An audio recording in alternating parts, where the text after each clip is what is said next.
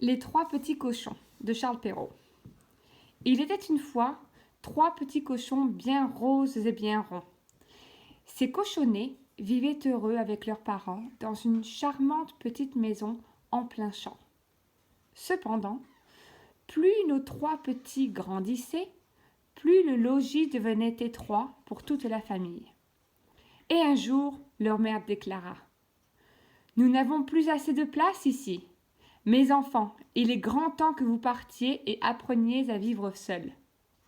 Construisez-vous chacun une maison à votre goût et faites-la solide, car le grand méchant loup n'attend que l'occasion de vous croquer. » Les petits cochons étaient un peu tristes, mais ils obéirent à leur mère et partirent. Le premier se fit une maison de paille, le deuxième se fit une maison de bois, et le dernier une maison de briques. Celle-ci fut plus longue et plus dure à bâtir, mais une fois finie, c'était certainement la plus réussie. Les murs solides, l'intérieur douillet, il y faisait bon vivre. Le temps passa et, un beau matin, on vint frapper à la porte du premier petit cochon. C'était le loup, le grand méchant loup. Il avait appris que les trois petits cochons s'étaient installés dans les environs et il avait décidé de leur rendre visite pour les manger.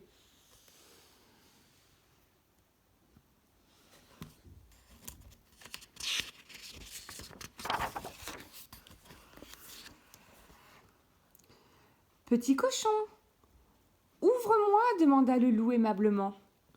Non, non et non. Par ma queue en tire-bouchon, tu ne mettras pas la patte dans ma maison de paille, répliqua le cochonnet en verrouillant sa porte. Tu l'auras voulu, hurla le loup. Je vais souffler si fort que ta maison de paille s'effondrera, et alors je te mangerai. Aussitôt dit, aussitôt fait. Il inspira, puis il souffla de toutes ses forces, et la maison de paille s'envola.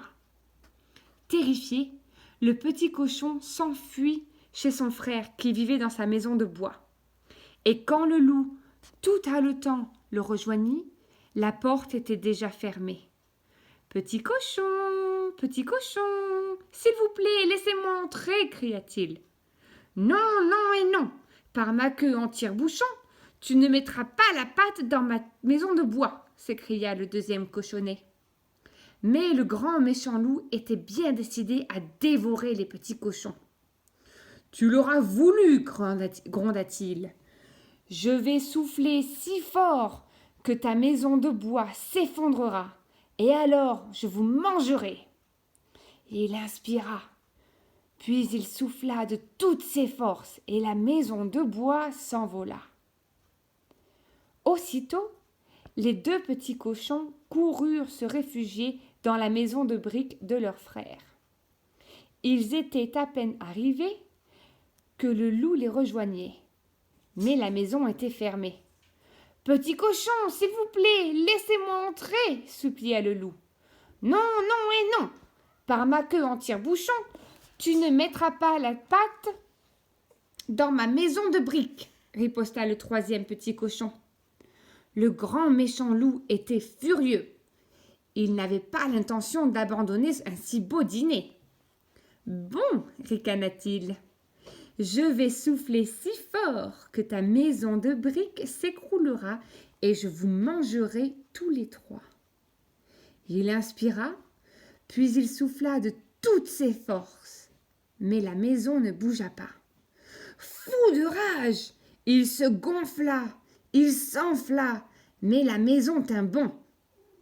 J'en ai assez, hurla-t-il. Puisque je ne peux pas rentrer par la porte, je rentrerai par la cheminée. À l'aide d'une échelle, il grimpa sur le toit, puis il se pencha dans le trou de la cheminée. Les trois petits cochons l'avaient entendu. Ils avaient allumé le feu et placé une grande marmite d'eau dans le foyer avec des légumes qui sentaient bon. Alléché par la bonne odeur, il se pencha encore. Il perdit l'équilibre et tomba dans la marmite. L'eau était si chaude que le loup fut bientôt cuit.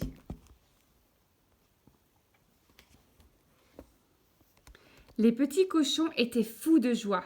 Ils décidèrent de ne plus jamais se séparer et d'habiter ensemble dans la maison de briques. Ils y vécurent très heureux.